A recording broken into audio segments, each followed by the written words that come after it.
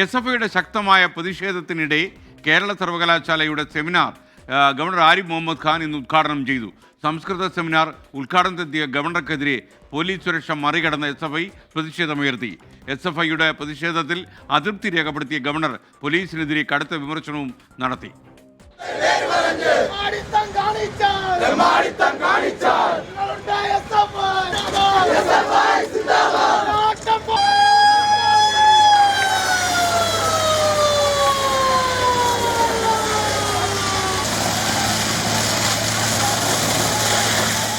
കേരള സർവകലാശാല സംഘടിപ്പിച്ച സംസ്കൃത സെമിനാർ ഉദ്ഘാടനത്തിനിടെയായിരുന്നു എസ്.എഫ്.ഐയുടെ പ്രതിഷേധം. സർവകലാശാല ആസ്ഥാനത്ത് നടക്കുന്ന സെമിനാർ ഉദ്ഘാടനം ചെയ്യാനെത്തിയ ഗവർണർക്കെതിരെ വലിയ പ്രതിഷേധം എസ്.എഫ്.ഐ തീർത്തു. പോലീസ് ജലപീരങ്കിയും മറികടന്ന് ഗേറ്റ് ചാടിക്കടന്ന് പ്രതിഷേധക്കാർ.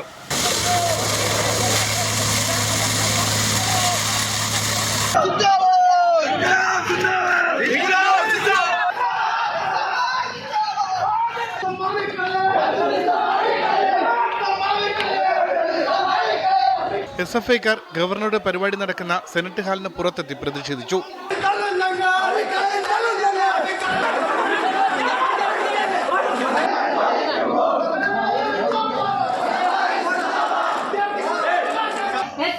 വിദ്യാർത്ഥി യൂണിയനെ ഭയപ്പെട്ടുകൊണ്ട് ആ യൂണിയൻ അധികാരത്തിലേറി കഴിഞ്ഞാൽ മനസ്സമാധാനം നഷ്ടമാകുമെന്ന് തിരിച്ചറിഞ്ഞ സംഘീയ വിസീത ഞങ്ങളുടെ യൂണിയനെ സത്യപ്രതിജ്ഞ ചെയ്യാൻ അനുവദിക്കാതെ നിരന്തരമായി തടസ്സപ്പെടുന്ന സമയത്താണ് ഇങ്ങനൊരു പ്രതിഷേധത്തിലേക്ക് ഞങ്ങൾ കടന്നു വന്നിട്ടുള്ളത്.